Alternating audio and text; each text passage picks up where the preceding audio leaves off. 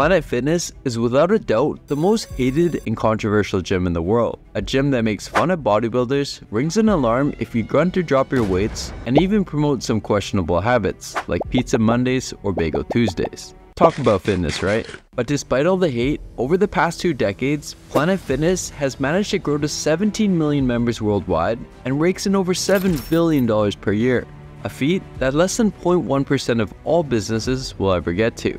So how exactly are they so successful? And is all the hate around Planet Fitness really justified?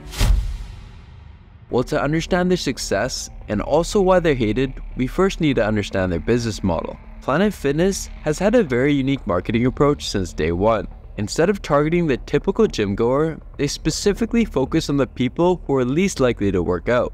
Yeah, I know, it sounds counterintuitive, and that's because it is. I mean, it's pretty much the opposite of what they teach you in business school. It's as if Burger King only marketed to people who ate salads, or if Netflix only marketed to people who didn't watch TV.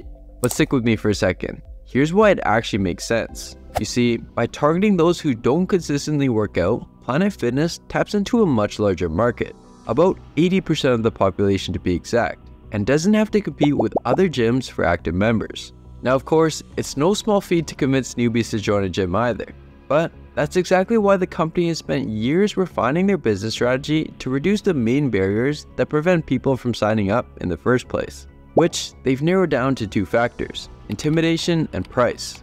Now, if you've ever walked into a gym for the first time, you know it could be a little nerve-wracking.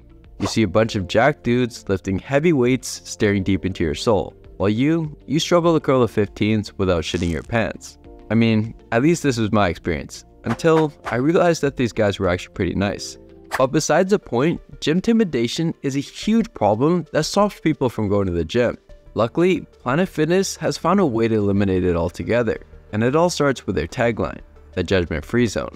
On the company's website, the judgment-free zone refers to a gym in which anyone, and we mean anyone, can be comfortable. However, when you take a look at their ads, that might not really be the case. They're known for constantly depicting bodybuilders as morons and Zumba instructors as self-obsessed, whereas they're for the normal person. So judgment-free zone might be a bit of a stretch, more like gym bro free zone, but I guess it gets a point across anyways. Now let's take a look at the gyms themselves. Instead of the heavy free weights and squat racks that you'll find at most gyms, Planet Fitness is only filled with easy-to-use equipment, cardio machines, and dumbbells that'll rarely exceed 70 to 75 pounds.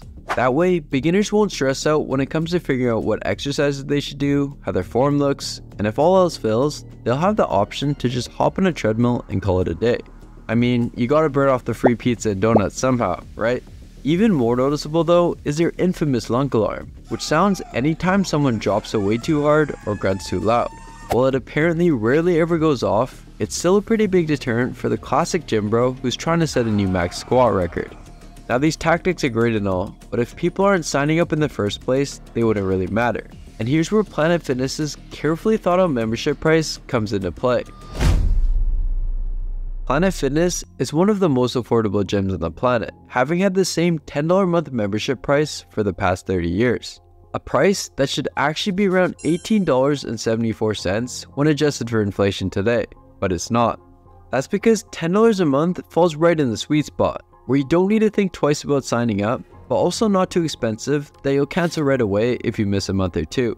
In fact, the average Planet Fitness member typically visits the gym 5 to 6 times a month, and around 60% haven't visited the gym at all in the past 30 days. But can you really blame them? Think about it. If you were paying $200 a month for your Equinox membership, you're probably going to have a different level of motivation to make use of it, as opposed to if you're only paying $10 a month or 33 cents a day, especially if you're a newbie already questioning whether or not you should start in the first place. Now here's where it gets better.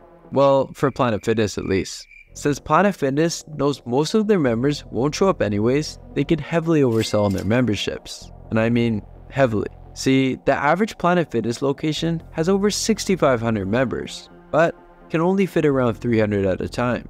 That's 2,100% over capacity, far worse than your average greasy nightclub. Now obviously, it's pretty unlikely for all members to show up at once, but even if just 5% came at a consistent day and time, they'd be at full capacity.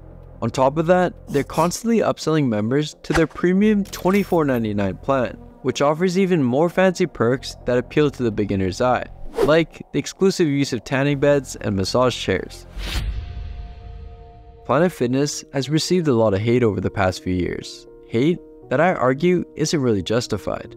For the most part, the videos of people getting kicked out are just doing insane stunts or things that are clearly against the gym's rules. Not only that, but it's simply a gym designed around a different clientele.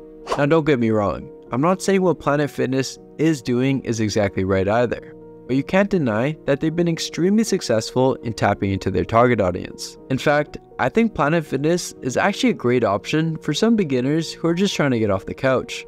And come on now, for anyone saying that they can't make progress at a Planet Fitness, unless you're a hardcore powerlifter or some elite Olympian, then you most definitely can't.